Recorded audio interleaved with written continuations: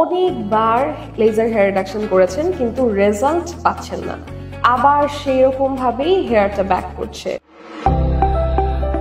বাংলাদেশের বিভিন্ন ক্লিনিকে লেজার হেয়ার রিডাকশনের জন্য বিভিন্ন ধরনের লেজার মেশিন ব্যবহার করা হয়, যার জন্য অনেকেই কিন্তু অনেক সাইড এফেক্টস ফেস করে থাকেন। যেমন অনেকের বার্ন হয়ে যায়, অনেকের পার্মানেন্টলি হাইপারপিগমেন্টেশন হয়ে যায় এবং স্কার পর্যন্ত হতে পারে। তাই আপনি যদি আপনার অবাঞ্ছিত লোমের এই সমস্যার জন্য একটি সেফ ট্রিটমেন্ট খুঁজে থাকেন, তাহলে লামানো হচ্ছে আপনার জন্য বেস্ট প্লেস।